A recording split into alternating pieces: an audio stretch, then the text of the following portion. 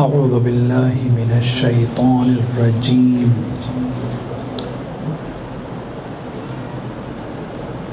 بسم اللہ الرحمن الرحیم الحمد للہ رب العالمین والعاقبۃ للمتقین والجنۃ للمؤمنین والنار للمشرکین والکافرین والملحدین والمنافقین والغاصبین ثم الصلاة والسلام والتحیۃ والاکرام علی اشرف الانبیاء والمرسلین خاتم النبیین شفیع المذنبین ابی القاسم المصطفیٰ محمد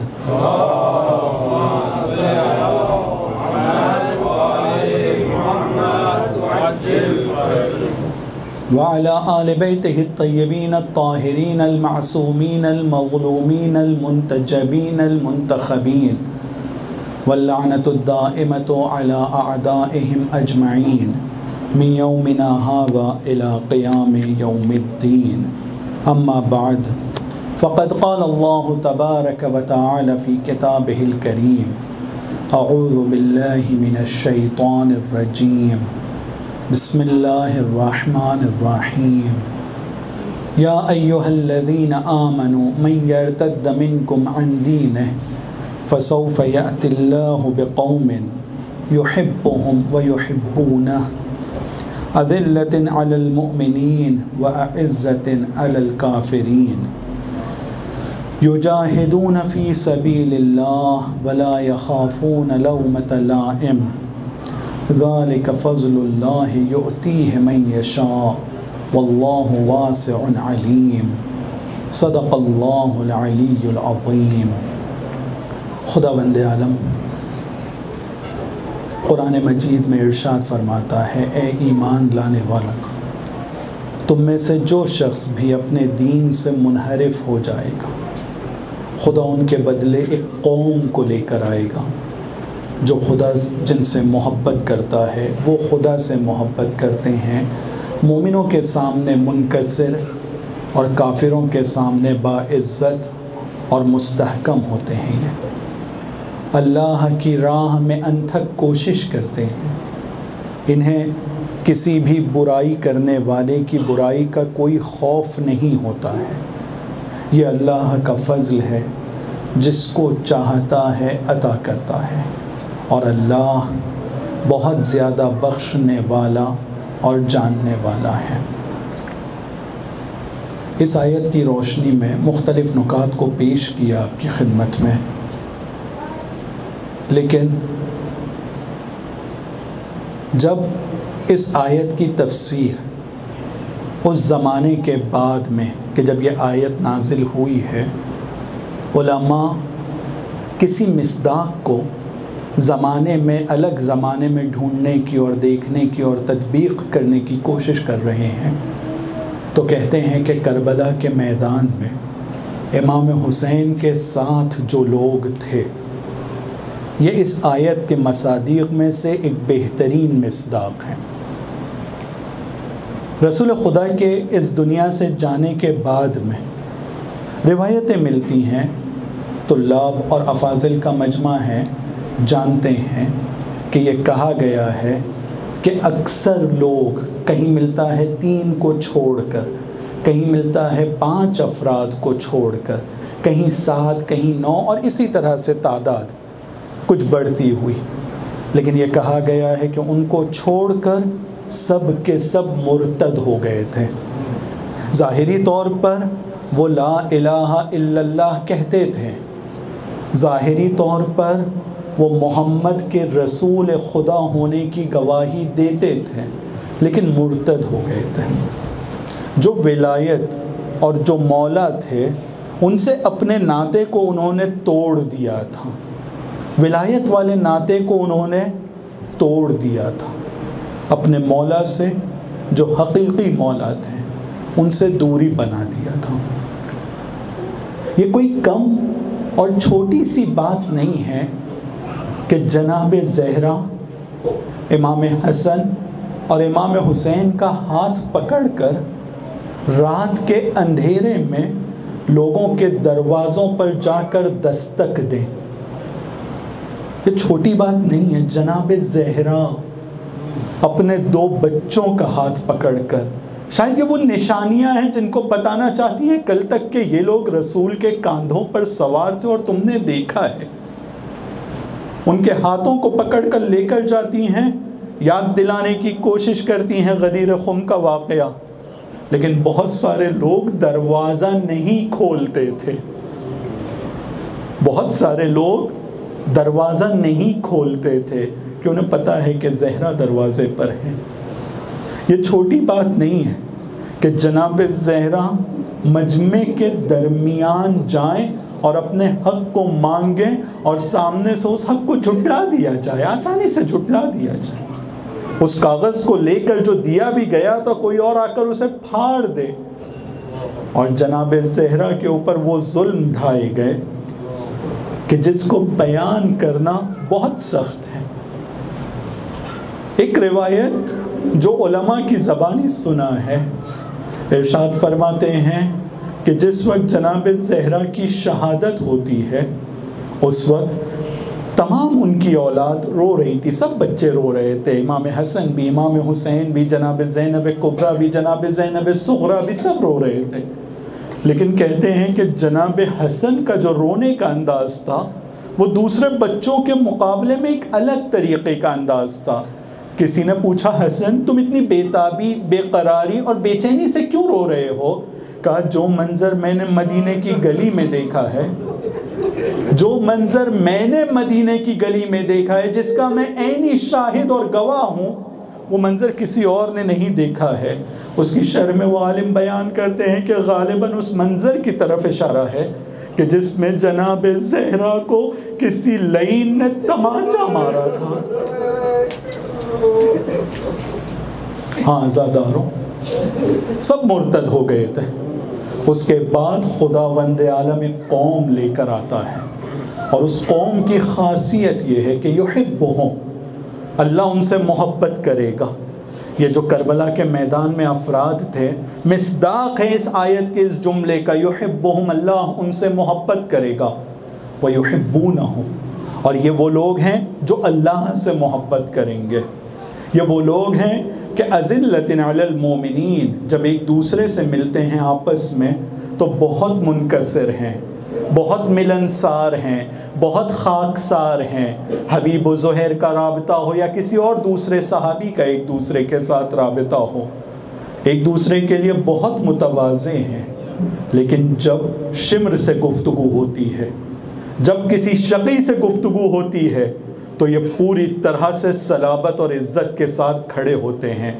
ان کے سامنے سینہ سپر ہیں، ان کے سامنے کسی طرح کا کوئی بھی جھکاؤ نہیں دکھائی دیتا ہے. اسی لیے شب عاشور جس وقت جناب زینب نے امام حسین کو متوجہ کرایا کہ اے بھیا حسین، یہ جو تمہارے اصحاب ہیں، جو تمہارے ساتھ ہیں، کیا تم نے ان کا امتحان لے لیا ہے، ان کو آزما لیا ہے؟ کہیں ایسا تو نہ ہو کہ یہ لوگ انہی اصحاب کی طرح جیسے میرے نانا، میرے بابا، میرے بھیا کے ساتھ ہوا ہے کہ اکیلے چھوڑ دیا تھا مصیبت کے وقت میں، کہیں تم کو یہ لوگ ایسا نہ چھوڑ دیں.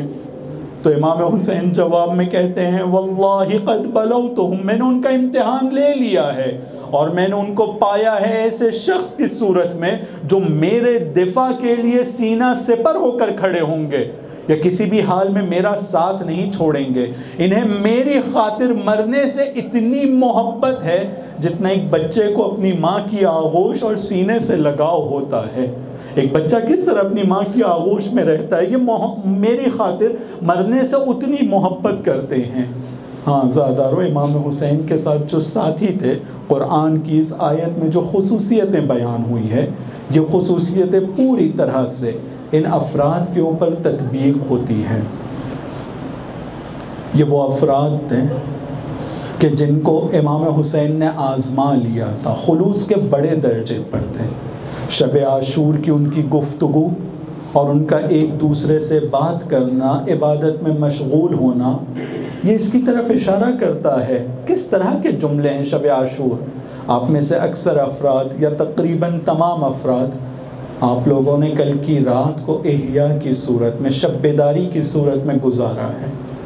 اور ایک شیعہ ہونے کے ناطے، ایک حسینی ہونے کے ناطے میرے دل میں یہ خیال آتا ہے کہ یہ کہوں کہ جس رات کو امام حسین نے نماز اور قرآن کے لیے طلب کیا تھا، کیسے ہو سکتا ہے کہ ایک شیعہ اس رات میں بالکل آرام سے سوتے ہوئے گزارے گا؟ نہیں، امام حسین کی سیرت کا اثر ہے کہ جو ہم بھی اسی چیز کو زندہ رکھتے ہیں اور اس کو آگے بڑھانا ہے ہم لوگوں کو. لیکن عزادارو، یہ رات جتنی آسانی سے ہم لوگوں نے گزارا ہے، باوجود اس کے کہ بیداری کی حالت میں گزری ہے، یہ رات جیسے ہم لوگوں نے گزارا ہے، کربلا والوں کے لیے یہ رات اتنی آسانی سے اور ویسے نہیں گزری ہے جس خیالوں سے ہم نے گزارا ہے. جہاں ایک طرف کربلا میں عبادتوں کا تذکرہ ہے، قرآن کی تلاوت کا تذکرہ ہے، وہاں الگ الگ خیموں میں الگ الگ گفتگو بھی نقل ہوئی ہے.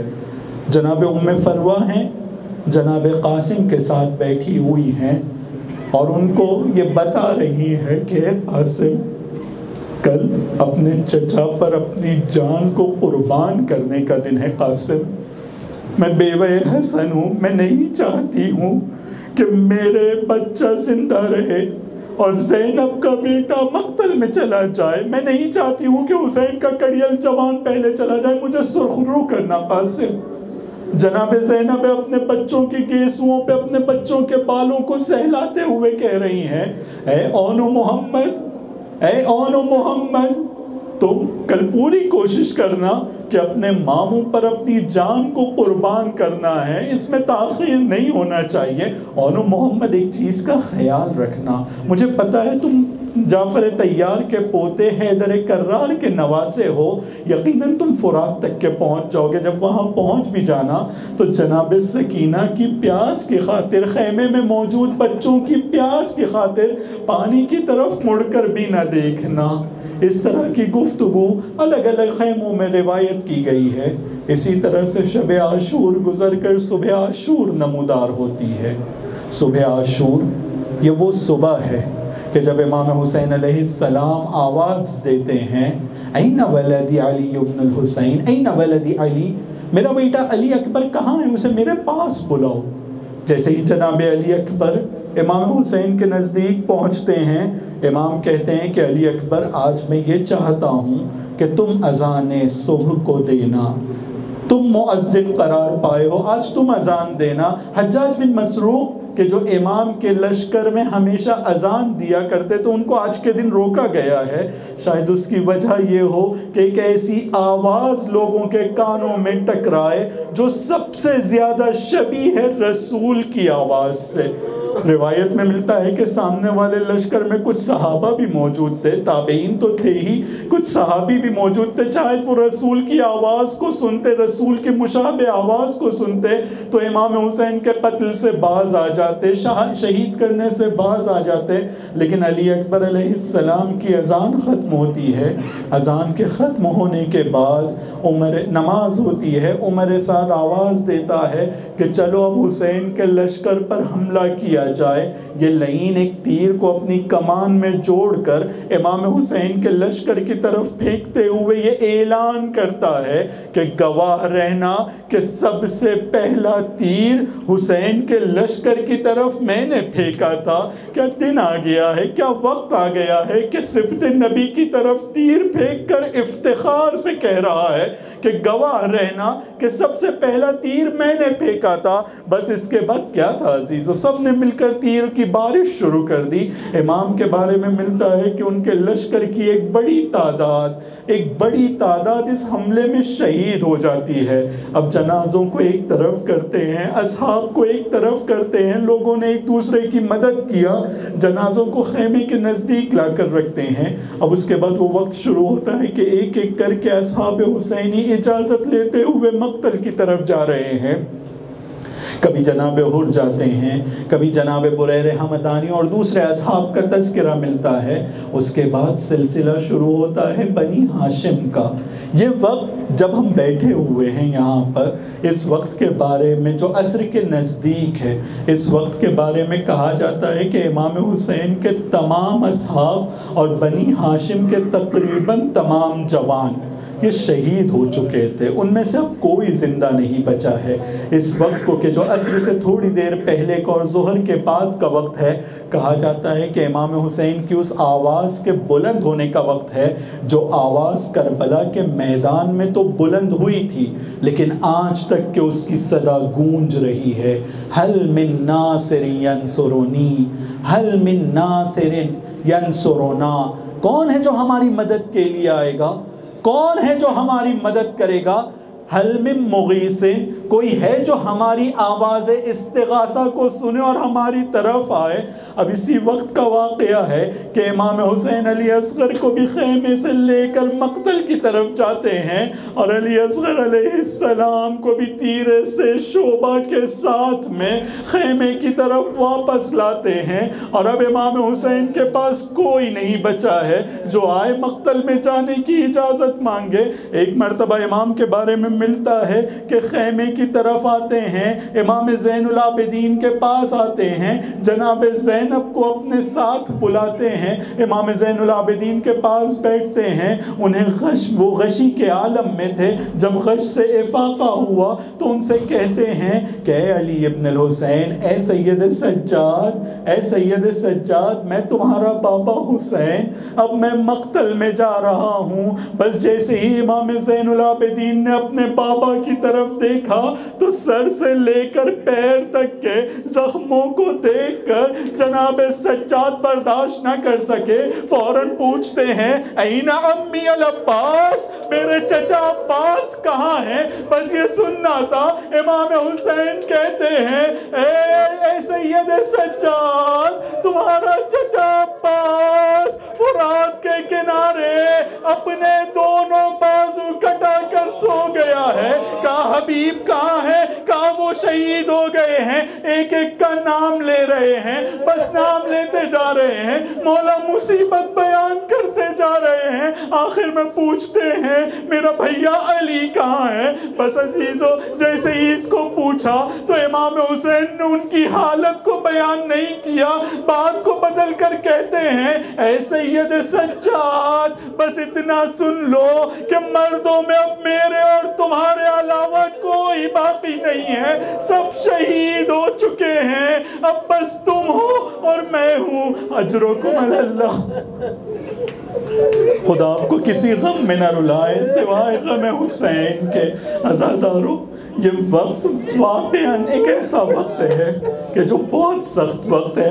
امام حسین کہتے ہیں مردوں میں تمہارے اور میرے علاوہ کوئی نہیں بچا ہے۔ بس جیسے ہی جناب سید سجاد نے یہ سنا تو اپنی پھوپھی سے کہتے ہیں پھوپھی جان میرا عصا لے آئیے۔ اپنے ان پیروں سے جو بیماری کی وجہ سے لرز رہے تھے، کانپ رہے تھے، ان پر کھڑے ہونے کی کوشش کر کے عصا منگاتے ہیں۔ امام حسین پوچھتے ہیں بیٹا عصا کیوں منگا رہے ہو؟ کہا بابا آپ ہی نے تو کہا ہے میرے علاوہ اور کوئی نہیں بچا ہے، اب اس مظلومیت میں، اس تنہائی میں، اس غربت میں یہ سمجھتا ہوں میرے امام کی مجھے مدد کرنا ہے، آپ مفترض الطاعہ ہیں، آپ کی جان کی حفاظت مجھ پر بھی ضروری ہے، میں آپ پر قربان ہونا چاہتا ہوں۔ بس یہ سننا تھا کہ امام حسین انہیں تسلی دیتے ہیں، آرام سے بٹھاتے ہیں، کہتے ہیں بیٹا اگر تم بھی شہید ہو جاؤ گے تو ان بیویوں کا خیال کون رکھے گا؟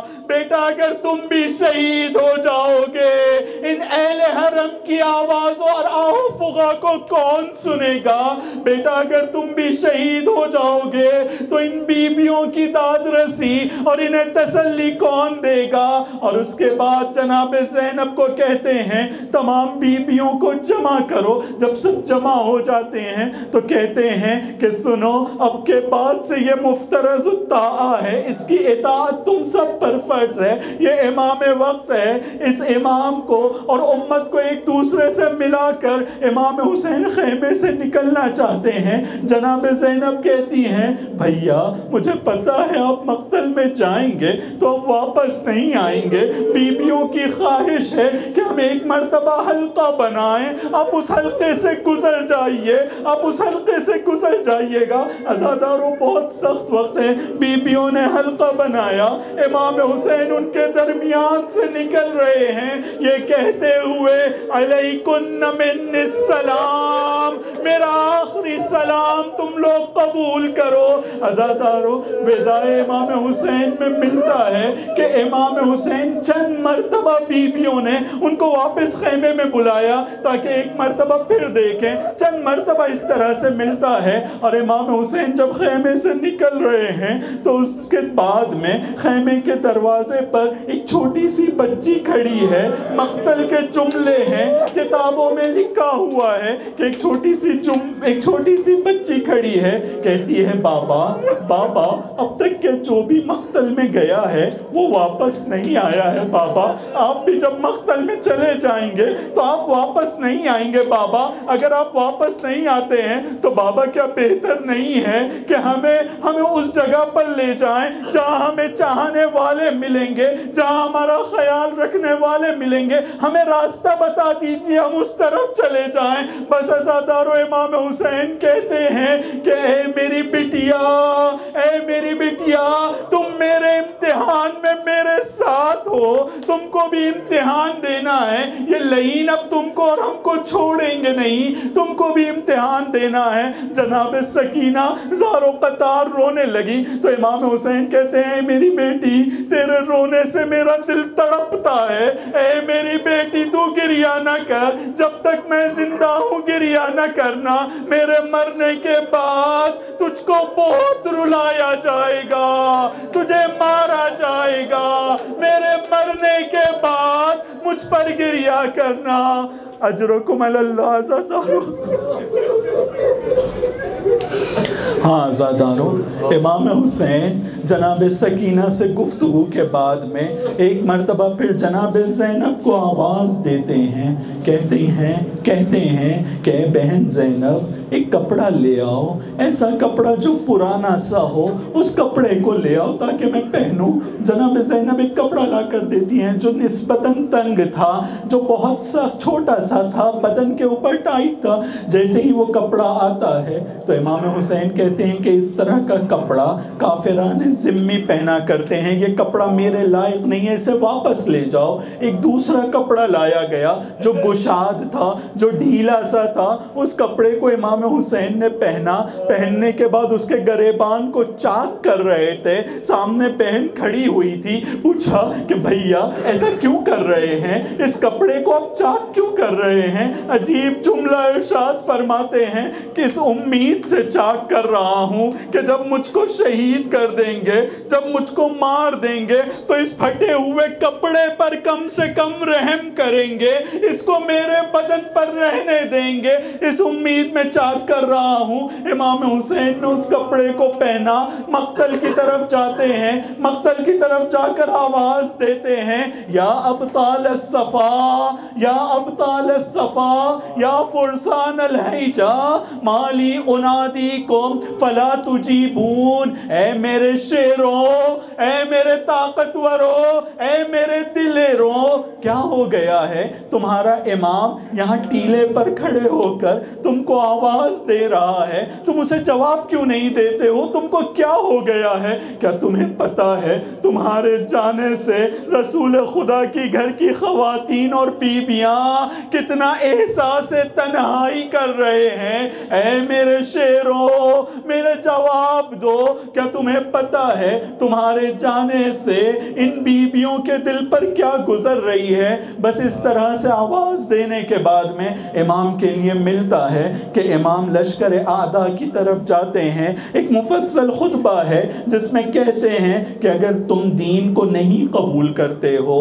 اگر دین تم نہیں مانتے ہو تو کم سے کم اپنی زندگی میں تو آزاد ہو جاؤ، دوسروں کو اس طرح سے بے چوں چرا فالو مت کرو، یہ تمہیں جہنم کی طرف لے جا رہے ہیں، یہ تمہیں خدا سے دور کر رہے ہیں۔ اگر آج بھی تم رک سکتے ہو تو رک جاؤ، اپنے آپ کو جہنم جہنم میں جانے سے بچاؤ، لیکن الگ الگ جملے ملتے ہیں۔ کوئی کہتا ہے کہ نہیں، یہ جہنم میں جانے کے لیے معاذ اللہ تم زیادہ سزاوار ہو، تم کو جہنم میں جانا ہوگا، ہمیں اس چیز سے مت ڈراؤ۔ الگ الگ لوگوں کے الگ الگ جملے ملتے ہیں۔ عزادارو، ایک وقت آتا ہے کہ یہ سب لوگوں نے مل کر امام حسین پر حملہ کیا تھا۔ جب امام حسین پر سب نے مل کر حملہ کیا تو آپ جانتے ہیں کیا ہوا۔ امام حسین ان کا دفاع کر رہے تھے، اپنا دفاع کر رہے تھے۔ اس دفاع کے عالم میں جب لوگوں نے تیر مارنا شروع کیا اور تیر ان کے ختم ہو گئے، نیزے اب ان کے پاس بچے نہیں ہیں، امام حسین ان درندوں کے درمیان تھے، تو جس کو جو چیز مل رہی تھی اس سے امام حسین پر حملہ کر رہا تھا۔ کہتے ہیں کہ ایک پتھر امام حسین کی پیشانی پر لگا تھا، یعنی پتھر پھینکنے والے پتھر پھینک رہے تھے، جن کے پاس تیر تھے چھوٹے سے وہ بھی اس سے رحم نہ کر رہے تھے۔ ایک تیر امام کے سر پر لگتا ہے، پیشانی پر لگتا ہے، ایک تیر امام کے گلوئے مبارک پر لگتا ہے، اور امام یہ آواز کو سنتے ہیں، یا ایتھا النفس المطمئنہ ارجعی الی ربک راضیۃ مرضیہ۔ اس آواز کا سننا تھا۔ امام حسین نے اپنی شمشیر کو اپنے نیام میں رکھا۔ ہاں عزادارو، بس جیسے ہی نیام میں رکھنا تھا، سب نزدیک آتے ہیں، مولا کے اوپر حملہ کرتے ہیں۔ اب امام حسین ہیں جو زخموں کی تاب نہ لا کر گھوڑے سے زمین کی طرف آ رہے ہیں۔ امام زمانہ ارشاد فرماتے ہیں، سلام ہو میرے دادا پر، سلام ہو میرے دادا پر۔ جب وہ زمین کی طرف آ رہے تھے تو ایک ایسا عالم تھا کہ ان کا جسم نہ زین پر تھا نہ زمین پر تھا، کیونکہ امام حسین کے جسم کے اگلے حصے میں، سامنے کے حصے میں بہت سارے تیر پیوست ہو گئے تھے، اور ان تیروں کے اوپر امام کا جسم نازنین تھا۔ اسی عالم میں امام اپنی نماز پڑھنا چاہ رہے ہیں، امام نماز پڑھنا چاہ رہے ہیں۔ اب جب امام اس حالت میں ہیں تو اب روایت کے توجہ کیجئے گا، روایت کے بس کچھ جملے ہیں، محسوس کرنے کی کوشش کیجئے گا، تصور کرنے کی کوشش کیجئے گا۔ ہم سب نے کیا سنا ہے روایتوں میں کہ جب امام گھوڑے سے زمین کی طرف آ رہے ہیں اور گھوڑے سے زمین کی طرف آئے ہیں تو اس وقت شمر ذی الجوشن ہے، اپنا ایک خنجر نکالتا ہے، اور اس خنجر کو جب امام کے نزدیک پہنچ رہا ہے، خود شمر کہتا ہے ابن زیاد کے دربار میں کھڑے ہو کر، یہ مقتل میں لکھا ہوا ہے کہ ابن زیاد کے دربار میں کھڑے ہو کر شمر کہتا ہے کہ میرے پاس ایک خنجر تھا، اس خنجر کو میں نے نکالنے کے بعد میں نے دیکھا کہ حسین زمین کے طرف ان کی سر و صورت ہے اور وہ سینے کے بل زمین کی طرف ہیں، تو میں اپنے خنجر کو لے کر حسین کی طرف بڑھ رہا تھا۔ راستے میں جب کوئی پتھر مجھے دکھتا تھا تو اس خنجر کو میں پتھر پہ تیزی سے مارتا تھا۔ عزیزو توجہ کیجئے گا، عزادارو توجہ کیجئے گا کہ اس خنجر کو میں پتھر پہ مارتا تھا۔ آپ جانتے ہیں نا، کسی دھار والی چیز کو اگر پتھر پہ مارا جاتا ہے تو اس کی دھار ختم ہو جاتی ہے، دھار ختم ہو جاتی ہے، اس میں دھار باقی نہیں ہے۔ اب وہ کہتا ہے کہ میں حسین کے نزدیک گیا، میں حسین کے پشت پر سوار ہوا۔ سوچئے جس کے آگے تیر لگے ہوں، جب اس کی پشت پر کوئی سوار ہوگا تو ان تیروں نے میرے مولا کا کیا حال کیا ہوگا۔ پھر یہ کہتا ہے ابن زیاد سے کہ جب میں پشت پر سوار ہوا اس عالم میں چاہ رہا تھا کہ حسین کے گلے کو کاٹوں، لیکن چونکہ خنجر کی دھار ختم ہو چکی تھی، اب اس میں تیزی باقی نہیں تھی، تو میں نے حسین کے گلے کو کاٹا نہیں تھا بلکہ حسین کے گلے کی پیچھے سے ہڈی کو توڑا تھا، ایسے وار کر رہا تھا کہ حسین کے اس پیچھے سے گردن کی ہڈی کو میں توڑ رہا تھا۔ عزادارو، ہم نے سن لیا کتنی بے چینی محسوس ہوئی اس روایت میں، لیکن تلے زینبیہ پر جناب زینب کھڑی تھی۔ تو اہل حرم کی طرف حملہ کرتے ہیں، خیموں کو لوٹنا شروع کیا جاتا ہے، اور جب خیموں کو لوٹ لیے پلٹ کر اب کبھی انس ہے، کبھی خولی ہے اور اس طرح کے دوسرے لعین افراد ہیں، ایک ایک کر کے امام حسین کے نزدیک آتے ہیں، کوئی ان کے کپڑے کو نوچ رہا ہے، ان کے کپڑے کو لے رہا ہے، کوئی امامے کو لے رہا ہے، ایک لعین کوشش کرتا ہے امام کے ہاتھ میں جو انگوٹھی ہے اس کو لینے کی، لیکن وہ نکال نہیں پا رہا تھا۔ پتہ ہے اس جسم کے ساتھ کیا کیا اس نے؟ اس انگوٹھی کو حاصل کرنے کے لیے ہمارے مولا کے جسم سے اس نے انگلی کو کاٹا تاکہ اس انگوٹھی کو لے سکے۔ اب جب امام کے بدن پر جتنی چیزیں تھی سب لوٹ کر لے کر چلے گئے تو عمر سعد حکم دیتا ہے کہ اپنے گھوڑوں کی نال بندی کرو، عزاداروں بہت سخت وقت ہے۔ جس جسم کو جس حسین کے لیے رسول خدا اونٹ بنا کرتے تھے، اپنے کاندھے پر بٹھایا کرتے تھے، اب اس حسین کا جسم نازنین ہے، یہ نال بندی کی جا رہی ہے، گھوڑوں کو امام حسین پر دوڑایا جا رہا ہے، جناب زینب کا نوحہ ہے، صلی علیک ملائکۃ السماء، اے میرے نانا، اے میرے نانا، آپ پر آسمان کے فرشتوں نے درود و سلام بھیجا ہے، وَهَذَا الحسین، یہ میرا ماں جایا خون میں غلطا، اور اس طرح سے اس پر گھوڑوں کو دوڑایا جا رہا ہے۔ ماتم حسین۔